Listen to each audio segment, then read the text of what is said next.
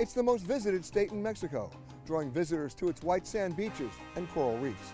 But if you step away from the resort life long enough, you'll find a place rich in history and residents dedicated to preserving its natural beauty. This is my special report on Quintana Roo. Quintana Roo is the easternmost state in Mexico, with most of its shores along the Caribbean, except for a small portion of northern coastline bordering the Gulf of Mexico. It was granted statehood in 1974, making it the country's youngest state. On the northeastern border of Quintana Roo is Cancun, a still booming destination responsible for 1/4 of Mexico's annual tourism revenue. But 50 years ago, there was nothing here but jungle and a small fishing village. In the 1960s, the Mexican government identified this land as prime real estate for a new tourist destination and provided financing for the first hotels in Cancun. And by the time the airport opened in 1974, the population had grown to 8,000. Today, nearly 1 million. The city now receives more than 6 million international visitors a year, drawn to Cancun's white sandy beaches, first-class hotels, and a legendary and vibrant nightlife.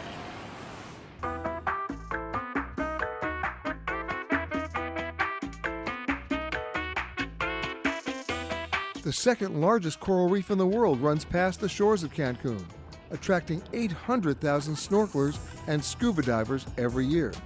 This influx of human activity has caused extensive damage to the reefs, so one local organization crafted a creative solution.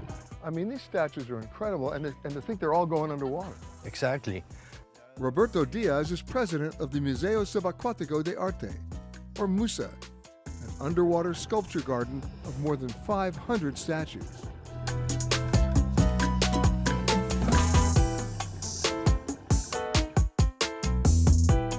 The goal is to lure people away from the more crowded and endangered natural reefs and into the museum. And has it worked? Beautifully. Officials estimate the museum has diverted 90% of visitors away from the over-trafficked coral reefs, allowing the reefs a chance to heal and creating new, healthier environments for plants and fish to thrive. At the museum's above-water facility, they craft new sculptures and perform repairs, like on this statue that lost its head in a hurricane. All right, are you ready? Yeah, ready. Let's do it. A little glue, some plaster, and after it gets a coat of paint, it goes back in the ocean. And then we'll paint it, and nobody will know the head came off. The fish won't even know. They don't care.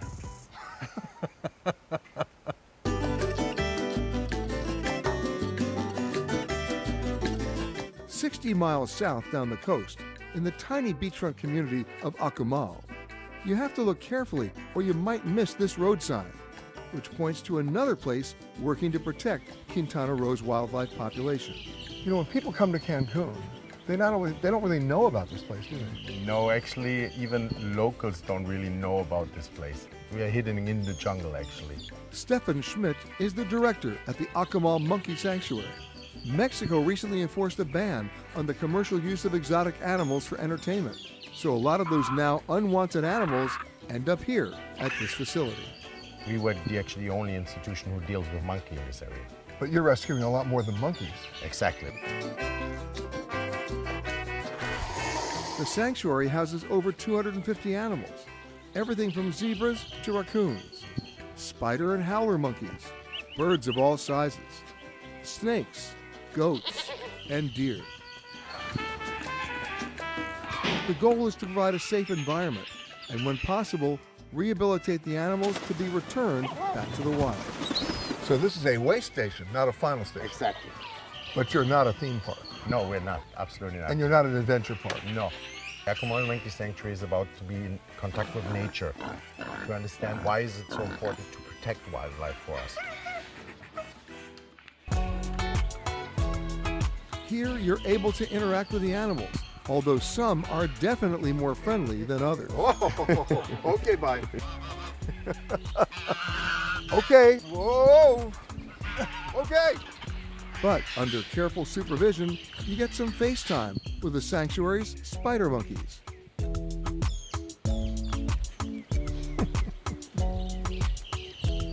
She's eating well today. She's eating very well today.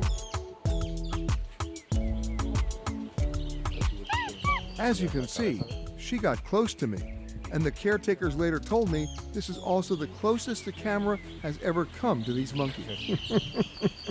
The ultimate goal is the change of mind. People come sometimes and think we are a zoo, and when they leave, they say, wow, I've been part of a rescue mission actually. And then they understand that they actually did something for wildlife with this visit.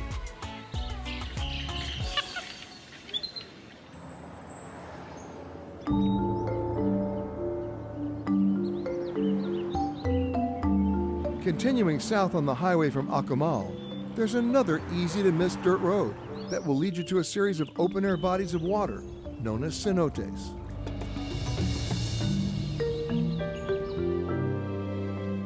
About 40 minutes outside of Playa del Carmen, and only about 5 miles from Tulum, you'll find this, the largest open-air cenote in all of Quintana Roo.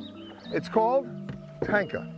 And in the Mayan culture, legend has it that cenotes like this were used for human sacrifice, to kill princesses to satisfy the gods. Well, I've got some good news. I checked it out. They didn't do that here, so you can canoe with confidence. But here's my advice. Come here early in the morning before anybody else even gets here, and it'll just be you and the gods. Away from the crowds, you can explore the waters, with or without a canoe.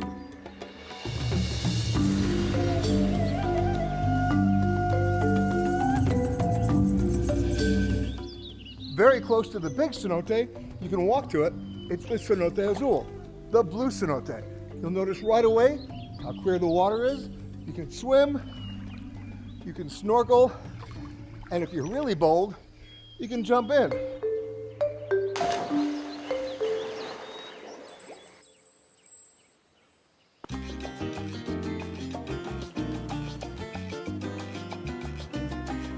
You can also jump over from the mainland and head to Cozumel, Mexico's largest island in the Caribbean, just 12 miles off the coast.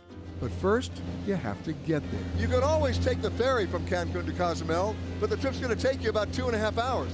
Or take the private flight, only 25 minutes. And the cool thing is, if they have space, and if you ask, you get to be the co-pilot, right? Right.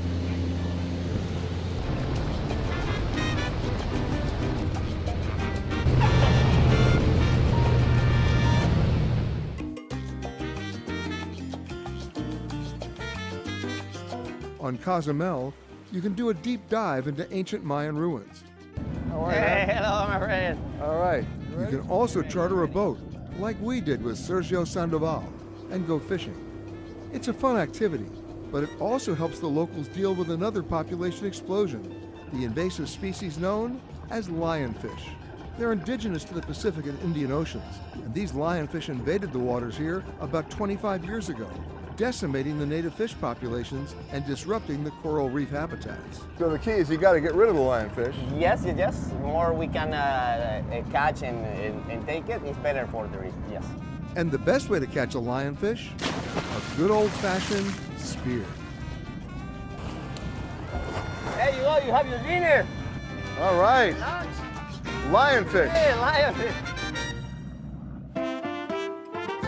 The fishermen work with local restaurants to allow you to enjoy your fresh catch, like here at Casa Mission with Chef Victor Canto Lopez.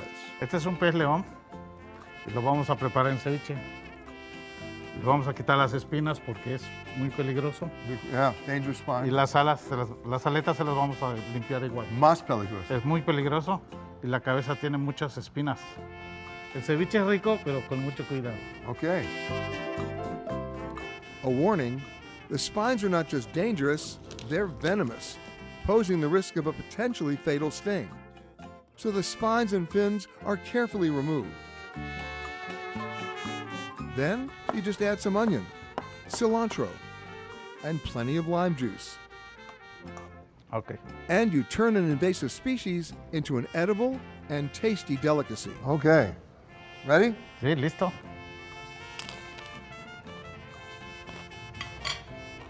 Muy sabroso. No caliente. No caliente. Okay. Poquito. Yeah, poquito caliente. So we help to maintain the balance of nature, one very spicy lionfish at a time.